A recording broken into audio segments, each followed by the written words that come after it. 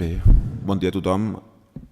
Jo vull començar disculpant-me perquè no he pogut estar present en la taula anterior i explicar una mica, no perquè tingui cap importància perquè no he estat present, sinó que era per un acte acadèmic que em sembla que té alguna cosa a veure amb el que avui estem intentant fer aquí. Un estudiant de la Facultat d'Humanitats, la Mar Morelló, que també ens acompanya ara, presentava el seu treball de final de grau, des que van aparèixer els graus. Ara als nostres estudis hi ha un treball final de grau que ha fet sobre els objectors de consciència a Reus i el moviment contra el servei militar obligatori. I aquest va ser l'últim treball que va començar a dirigir el Paco, que en la mesura que la malaltia li va permetre el va anar seguint i l'hem continuat fins avui. I em sembla que està bé que coincideixin aquests dos actes perquè, com hem dit en el tribunal que s'estava fent, i com ha dit l'historiador Josep Maria Delgado, que era un dels membres del tribunal, aquesta línia que avui, o aquest treball que avui presentava la Mar, era una manera de continuar amb la feina del Paco, que per nosaltres és molt important. I és molt important que construïm els espais, i ja que en aquesta sessió que ara comencem parlarem de la Universitat Democràtica, construïm els espais dins de la universitat perquè aquest tipus de treballs puguin tenir lloc. Perquè potser avui pensem que tot és possible o que es pot fer, o els estudiants poden pensar que és fàcil treballar sobre qualsevol àmbit de recerca a la universitat, però no ha estat sempre així i tampoc està clar que ho continuï sent. Ho continuarà sent mentre hi hagin persones que ho facin possible, i quan aquestes no hi siguin la cosa serà bastant més complicada. Segurament tots sabem, i si no potser hi haurà temps de parlar-ho en el debat, que la recerca que es fa a la universitat està molt condicionada per molts factors, començant per les persones que hi ha, però també on pots trobar recerca, on pots trobar recursos. En tot cas, per mi ha sigut una feliç coincidència que m'ha possibilitat escoltar el Quim i el Jaume i escoltar el text que portaven sobre el Guillermo, però com que afortunadament això s'està enregistrant, tindrem ocasió de recuperar-ho. Sense més, en la sessió que ara comencem amb en Ramon Franquesa i el Miguel Candel, també estava anunciada l'Àngels Martínez Castells, però per un problema de salut no ens pot acompanyar. Aquesta sessió porta per títol "Per una universitat democràtica". No és coincidència que un dels darrers llibres del Paco, i personalment per mi un dels més interessants per les qüestions que ara tractarem, té el títol de "Per una universitat democràtica", que imagino que molts d'aquí ja ho sabeu, però si no era el títol del manifest que es va presentar en la constitució del Sindicat Democràtic d'Estudiants de la Universitat de Barcelona. Per tant, parlarem del Paco, però com que a ell no li agradava aparèixer massa en els papers i que se li donés molta importància, parlarem d'ell per pensar sobre el que va fer, però especialment per pensar sobre aquest procés de democratització del que podem parlar que hi va haver a la Universitat Espanyola i la Universitat Catalana, i la situació actual.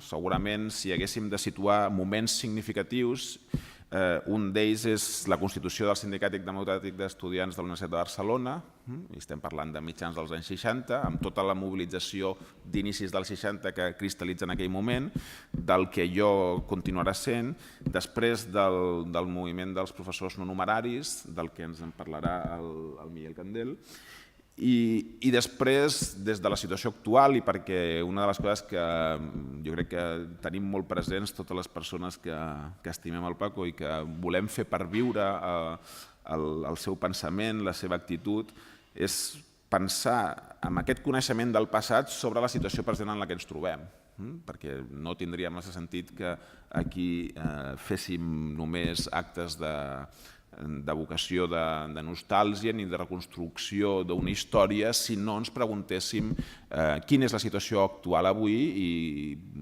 què podem fer tots plegats sobre això.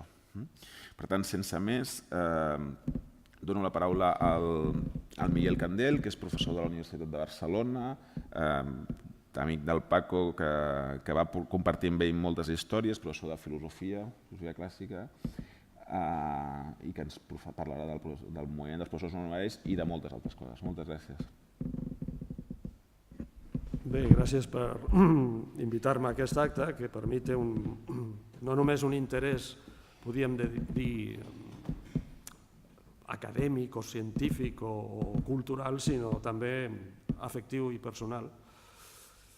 Continuaré parlant en castellà, que és en la llengua en què vaig comunicar-me amb el Paco sempre. Y conocí a Paco pues, en el año 73 en el Departamento de Historia de la Filosofía que dirigía el doctor Emilio Lledó. Bueno, aquello se podría decir así, en lenguaje popular, que era un nido de rojos, empezando por el propio Lledó, que no era un rojo de estos así vermellón, pero de un nido. Y allí, pues bueno, es donde yo se puede decir que adquirí los pocos conocimientos que he llegado a tener de lo que podíamos llamar política universitaria, dicho así en términos muy generales, política, universitaria, o sea, política en general y universitaria en particular.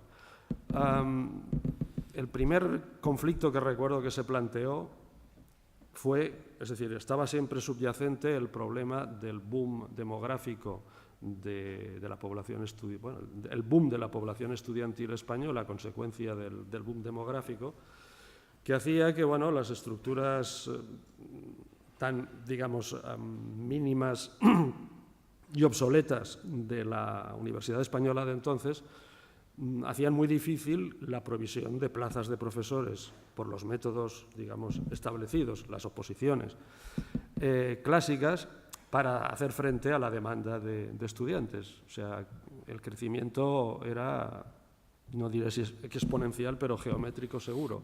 Cuando yo estudiaba, por ejemplo, los cursos Filosofía y Letras, con todas lo que luego serían las distintas facultades que de allí salieron, éramos unos 200 en cada curso, en primero, luego iba bajando el número. En fin, pensemos que ahora solamente en Filosofía, la Facultad de Filosofía, los matriculados cada año son entre 200 y a veces hasta 300.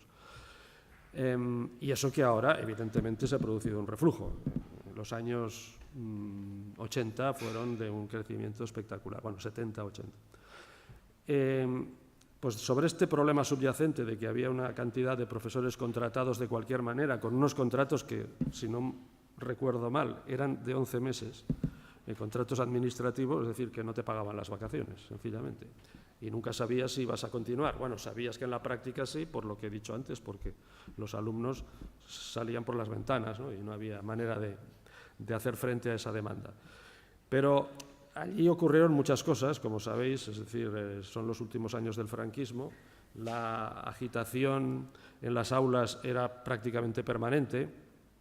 Yo entonces, pues eso, y como he dicho, era profesor, no sé si se llamaba ayudante o qué categoría laboral teníamos, encargado de curso, era exactamente la tipología del contrato. Profesor encargado de curso, entonces pues daba una cantidad de horas equivalentes a las de un catedrático, más o menos, y pues en las condiciones que podéis suponer, ¿no? Y que ya he indicado con el tipo de contrato. Ahora bien, yo tenía que dar, no sé, supongo que eran más o menos unas 9 horas de clase a la semana. Yo creo que como promedio di 2, porque contando los años en que estuve en esa situación, que fueron pues desde el 73 hasta el 77 en realidad, bueno, hasta el 75 plenamente y luego ya en régimen diferente. En esos años, que fueron en total 2 o 3 cursos académicos, pues yo creo que el promedio de clases era, pues ya digo, en mi caso al menos de unas 2. ¿Por qué? Porque cuando no había huelga motivada por un acto de represión del régimen contra lo que fuera, pues había entrada de la policía en la universidad, desalojos, es decir, o hacíamos nosotros la huelga o nos la hacía la policía, no había alternativa. Hasta tal punto que lo primero que hacía yo cuando entraba en clase era preguntar, ¿hoy hay huelga? O sea, era la pregunta de rigor. Esto se tradujo en que prácticamente, ya he dicho lo del nido de rojos, era imposible trabajar en la universidad en aquella época sin estar más o menos politizado. Y de hecho, entonces, digamos, mi aprendizaje no fue tanto en el campo estrictamente universitario desde el punto de vista técnico, sino en el aspecto político, ¿no?, de la vida universitaria. Y se puede decir que todo lo que he llegado a aprender lo aprendí de Paco. Claro que esto quizá no sea un gran elogio para Paco, ¿no? Pero en fin, en todo caso me podía haber enseñado, su capacidad para enseñar en ese campo era inagotable. Él venía de toda la experiencia, como os he dicho, de la creación del sindicato democrático, y esa experiencia la supo aplicar luego al ámbito que podríamos decir sindical del profesorado. Bien, nos encontramos, entre otros problemas, no estrictamente de política general, sino de política que afectaba a la universidad, pues con las alcaldadas diversas de, primero, el famoso calendario juliano, que supongo que alguno recordará. Es decir, el ministro Julio Rodríguez, que fue nombrado, según parece, por un error de transcripción de las órdenes impartidas por el dictador. Sí, parece que quería decir otra persona, pero lo designó con un cargo y entonces interpretaron que era este hombre. Este hombre, los viejos del lugar recordarán que hizo coincidir el año académico con el año natural y presupuestario, lo cual, bueno, parece que la cosa iba por ahí, era problemas de presupuesto, pues aquello creó un follón incalculable y bueno, y acabó de, digamos, de agudizar la pérdida sistemática de horas de docencia que padecía la universidad. A continuación vino el famoso cambio de plan de estudios, propiciado por un señor que todavía da guerra, que es Luis Suárez, miembro de la Real Academia de la Historia y autor o coautor de ese infecto mamotreto de historia de España que hace unos meses dio bastante que hablar, ¿no?, sobre la tipificación de la dictadura, etc. Pues este señor fue ministro de Educación en esos años y decidió implantar nuevos planes de estudios en las universidades. En la Universidad de Barcelona, al menos en Filosofía y Letras, claro, teníamos un plan conocido por el nombre de un decano que lo había implantado, que era el doctor Maluquer, y era conocido popularmente como el Plan Maluquer. Era un plan inspirado en, pues, los planes de estudios de universidades europeas, particularmente la Universidad Alemana, con con una división del programa muy racional, pienso yo, con un gran margen de optatividad. Esto de la optatividad, se puede hacer la historia de la Universidad Española,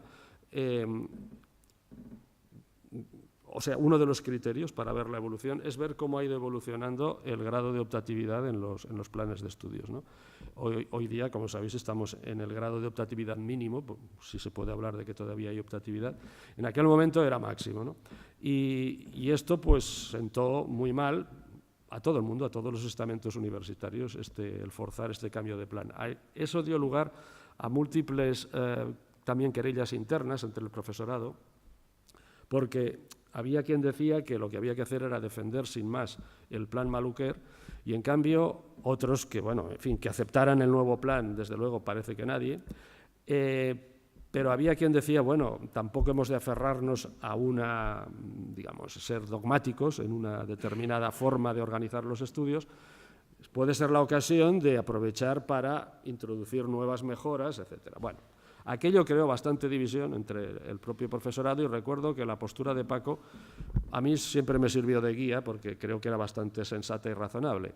Oscilaba entre una defensa de lo esencial del plan Maluquer y un no encastillamiento en la pura y simple defensa de las formas de aquel plan. Bien, aquella batalla evidentemente se perdió, claro, en fin, o sea, era una época, yo creo que todas las batallas de aquella época se perdieron, ¿no? Y por eso estamos donde estamos. Aunque algunos dicen que el año 77 se produjo una victoria.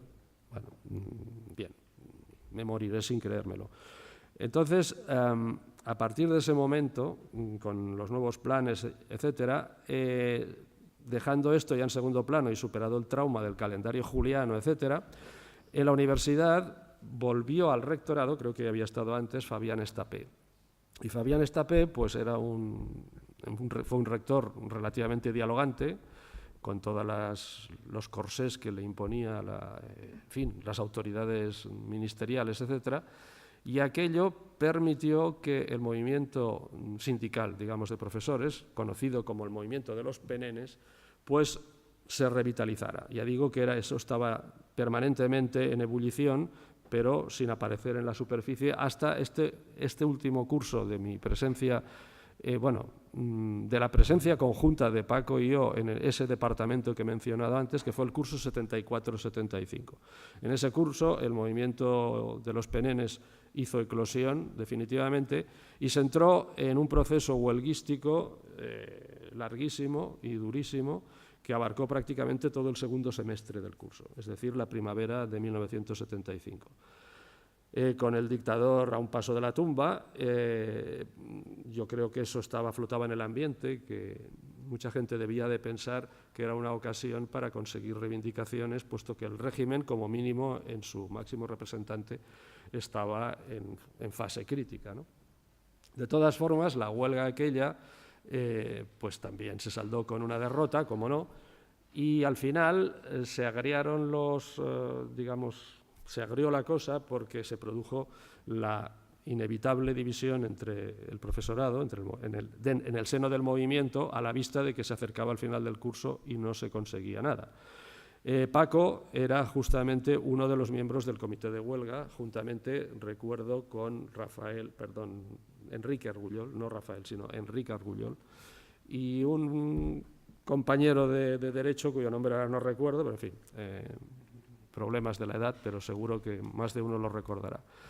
Y alguno más, creo, pero estos tres eran las personas clave.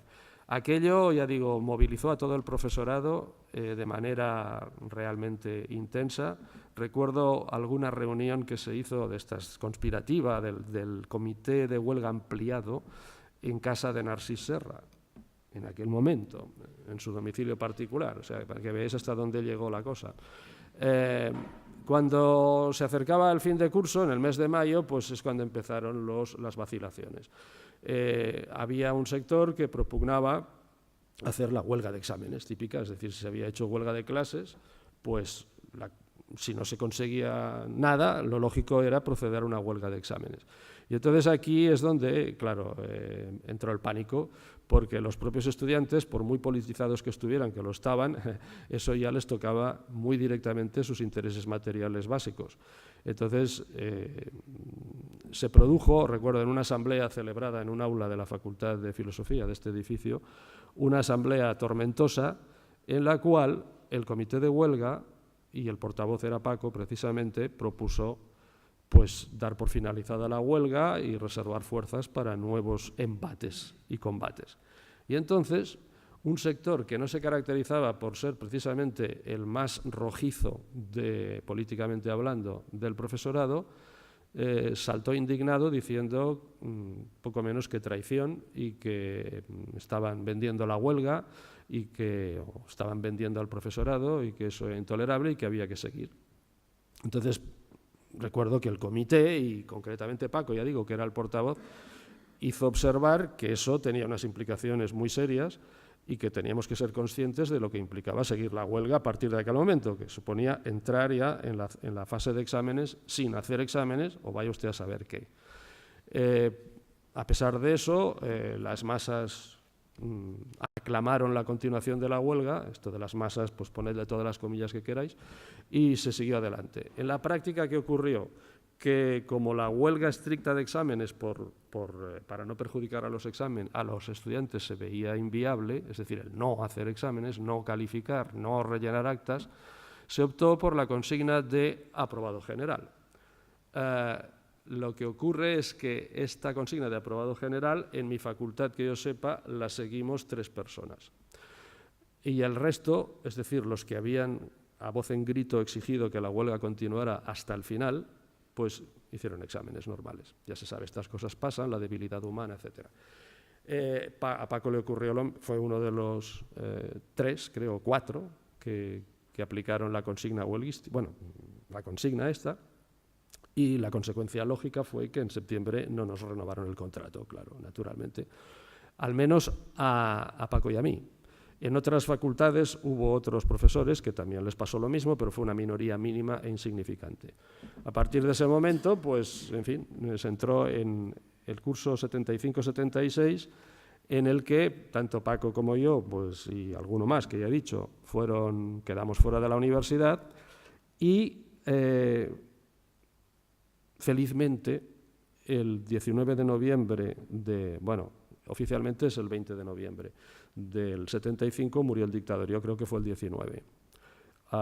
Si alguien me pregunta luego le explicaré por qué, es un poco la noche del 19. Bueno, es igual. Y en ese momento, curiosamente, al cabo de pocos días, nos llamaron del rectorado para ofrecernos la renovación del contrato.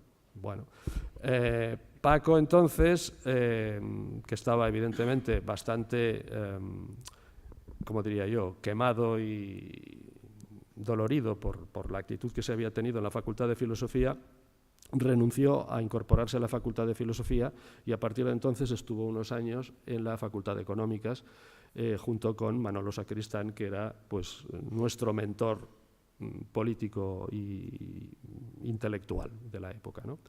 Yo pues me reincorporé a la Universidad de Barcelona y a partir de ese momento pues la trayectoria de Paco y mía en la universidad pues se bifurcó, ¿no? Yo todavía me bifurqué más porque a partir del 77 dejé la universidad para pasar a un instituto y ya pues el contacto que he mantenido desde entonces con Paco ha sido pues por otros asuntos y no por la vida universitaria. Bueno, se podrían contar 50.000 anécdotas diferentes de esos años y resumo en lo que he dicho al principio. La maestría de Paco en lo que podríamos decir el análisis de la situación en una realidad conflictiva como aquella y cómo yo creo que tenía un criterio absolutamente casi infalible para decidir en cada momento cuál era la actitud y las medidas oportunas para hacer frente a los conflictos en los que nos encontrábamos. Por eso he dicho que yo creo que fue la persona de la que aprendí todo lo que he llegado a saber sobre cómo, digamos, desenvolverse en la vida universitaria en el aspecto político. En el aspecto estrictamente académico, bueno, en la medida en que entonces eran inseparables, pues también, pero como luego con la normalización democrática o así llamada, los dos aspectos cada vez divergieron más, hasta hoy día que parece que van a volver a converger a marchas forzadas, pues entonces digamos que esta, para mí, lamentablemente, dejó de ser una fuente de inspiración Paco en este terreno. Por eso que no puedo opinar sobre esos años subsiguientes. Además, como sabéis, él abandonó la UB para pasar a la Pompeu y desde entonces todavía la distancia, digamos, física y profesional fue mayor. Pero se puede decir que para mí lo que supusieron aquellos años y digamos, el ejemplo de Paco, o la ejecutoria de Paco en aquellos años, pues ha marcado para siempre mi propia actitud ante la vida universitaria. Por lo cual, pues creo que soy poco objetivo, ¿no? Si se me pide un juicio sobre Paco en esos años, pues no puedo ser objetivo, pero creo que no estoy desencaminado o que no estoy equivocado. Por mi parte, nada más. Espero que en el debate pues, se hagan preguntas sobre detalles, etcétera, y creo que podrá ser enriquecedor.